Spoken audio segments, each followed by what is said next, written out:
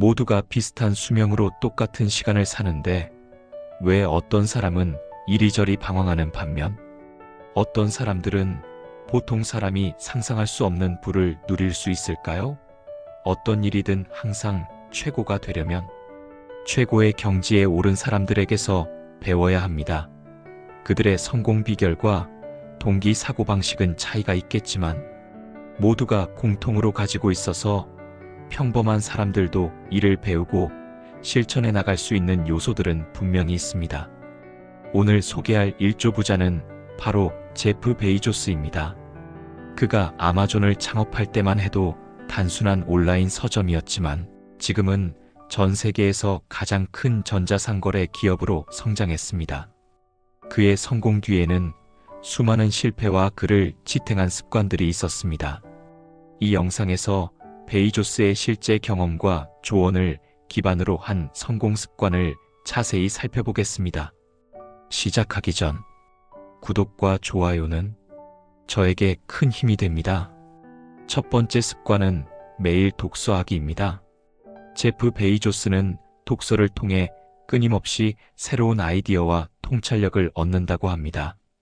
그는 어린 시절부터 독서를 좋아했으며 과학소설에서 경영서적까지 다양한 분야의 책을 읽었습니다. 그는 이렇게 말했습니다. 책은 내 사고의 폭을 넓혀줍니다. 책을 통해 얻은 아이디어는 사업에 엄청난 가치를 더해줍니다. 베이조스는 자신의 인생을 바꾼 책으로 짐 콜린스의 좋은 기업을 넘어 위대한 기업으로 구드 투 그레이트를 꼽았습니다. 이 책은 기업이 지속적으로 성장하기 위해 필요한 전략을 다루고 있습니다. 그는 독서를 통해 미래 기술 트렌드를 파악하고 다양한 관점을 이해하려 노력했습니다.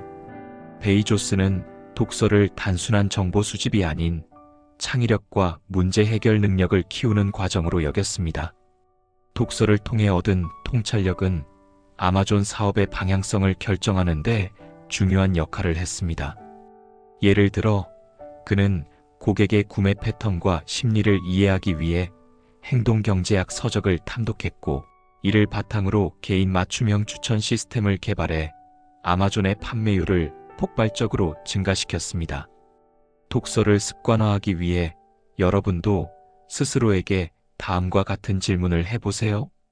이 책에서 내가 얻을 수 있는 가장 큰 교훈은 무엇일까?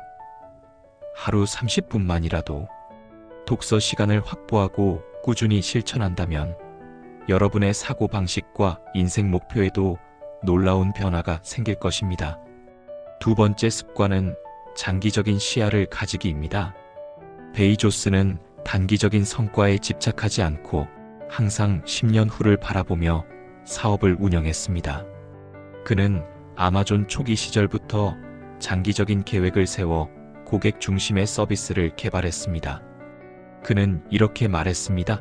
장기적인 비전을 가지고 고객을 중심에 두는 것이 우리의 성공 비결입니다. 아마존이 성공할 수 있었던 가장 큰 이유 중 하나는 바로 장기적인 비전을 실현하기 위해 단기적인 손해를 감수했다는 점입니다. 예를 들어 아마존 프라임은 처음 도입될 때부터 무료 배송과 다양한 혜택을 제공하며 상당한 적자를 기록했습니다. 하지만 베이조스는 이 서비스가 고객 충성도를 높이고 장기적으로 회사에 막대한 수익을 가져다 줄 것이라고 확신했습니다.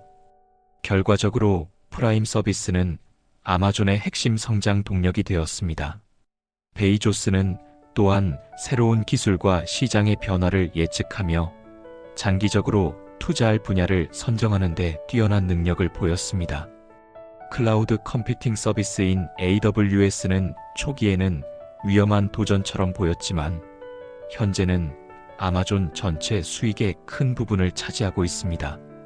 여러분도 자신의 목표를 설정할 때 단기적인 보상이 아닌 장기적인 가치를 추구하는 태도를 가져보세요. 이러한 시야는 여러분의 인생에 커다란 변화를 가져다 줄 것입니다. 세 번째 습관은 빠른 의사결정과 실행입니다.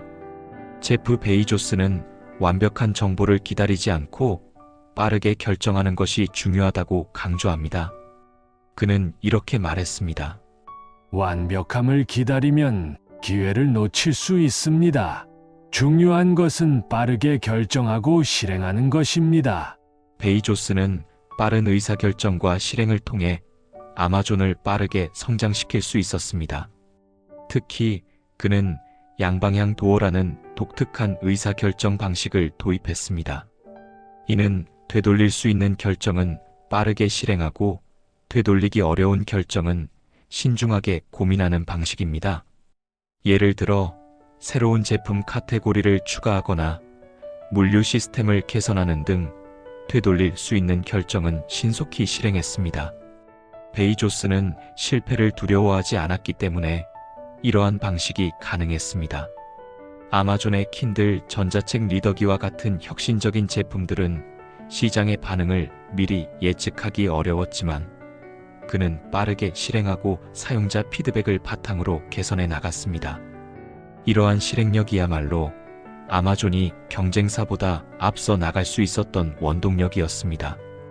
여러분도 무언가 새로운 일을 시작할 때 지나치게 오래 고민하지 말고 빠르게 실행에 옮겨보세요.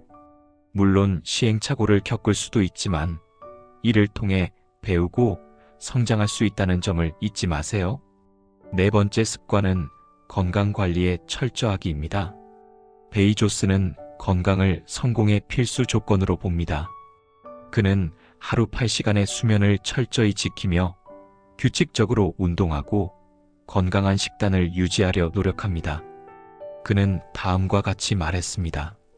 몸이 건강하지 않으면 최고의 아이디어를 실행할 에너지가 부족합니다.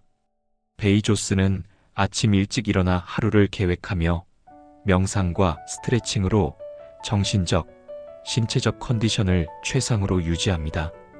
그는 특히 스트레스 관리를 중요하게 여겼습니다.